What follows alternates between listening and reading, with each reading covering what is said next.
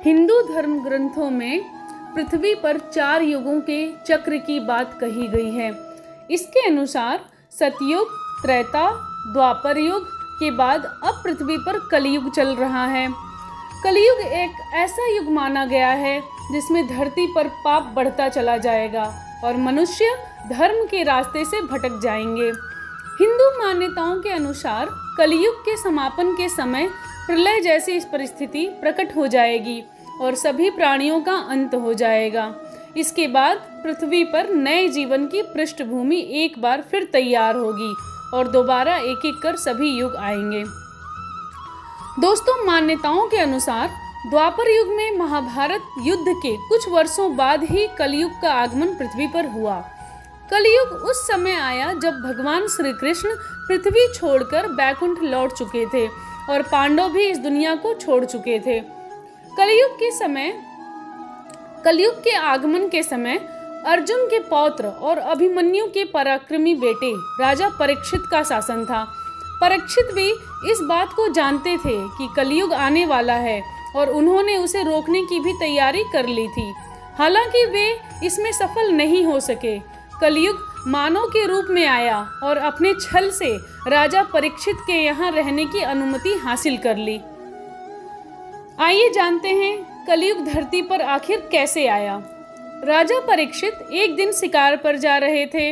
इसी दौरान रास्ते में उन्होंने देखा कि एक व्यक्ति हाथ में डंडा लिए हुए है और एक बैल और गाय को पीट रहा है। उस बैल के एक ही पैर थे।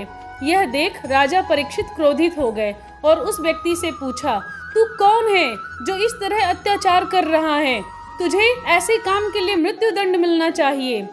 राजा का क्रोध देखकर कलयुग उनके चरणों में गिर गया और क्षमा याचना करने लगा। राजा परीक्षित ने उसे माफ कर दिया, लेकिन साथ ही वे यह भी समझ गए कि यह पूरी माया क्या है। दरअसल वह जान गए थे कि एक पैर वाला बैल धर्म है और गाय के रूप में धरती माँ है। साथ ही उन्हें यह भी ज्ञात हो गया कि यह कलयुग है। राजा परीक्षित ने कलयुग को चेतावनी देते हुए कहा कि उन्होंने उसे इस कृत्य के लिए क्षमा तो कर दिया है, लेकिन वह उनके राज्य की सीमा से बाहर चला जाए।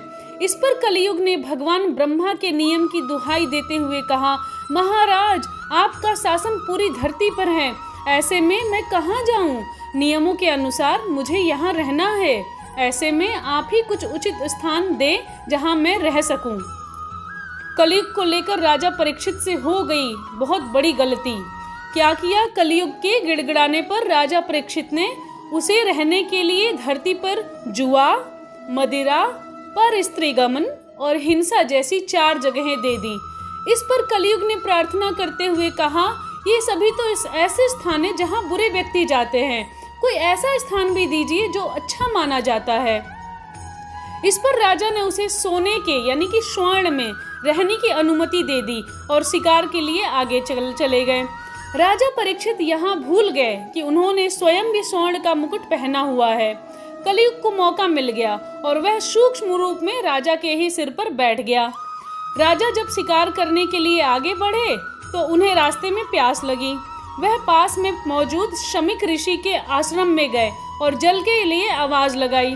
ऋषि शमीक उस समय ध्यान में लीन थे और ऐसे में उन्होंने कोई उत्तर नहीं दिया।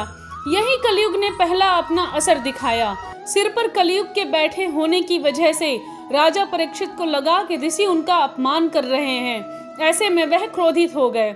उन्होंने ऋषि शमीक को परेशान करने के लिए एक मरा हुआ सांप उनके गले में डाल दिया। उसी समय नदी में स्नान कर रहे कुछ ऋषि के शमीक पुत्र श्रृंगी को जब यह घटनाक्रम मालूम हुआ, उन्होंने राजा परीक्षित के 7 दिनों के अंदर तक्षक नाग से डसकर मृत्यु हो जाने तक का शाप दे दिया। ऐसा ही हुआ और राजा परीक्षित की मौत तक्षक नाग के डसने से हो गई। इसके बाद कलयुग को अपने पैर पसारने का मौका मिल गया और वह पूरी दुनिया में छा गया। दोस्तों, ऐसे ही अपने हिंदू धर्म से जुड़ी हुई और जानकारियां प्राप्त करने के लिए चैनल से जुड़े रहें और चैनल को सब्सक्राइब करें। और दोस्तों, वीडियो पसंद आए तो वीडियो को लाइक और शेयर जरूर करें ताकि हिंदुत्व को और आगे तक बढ़ाया जा सके। नमस्कार।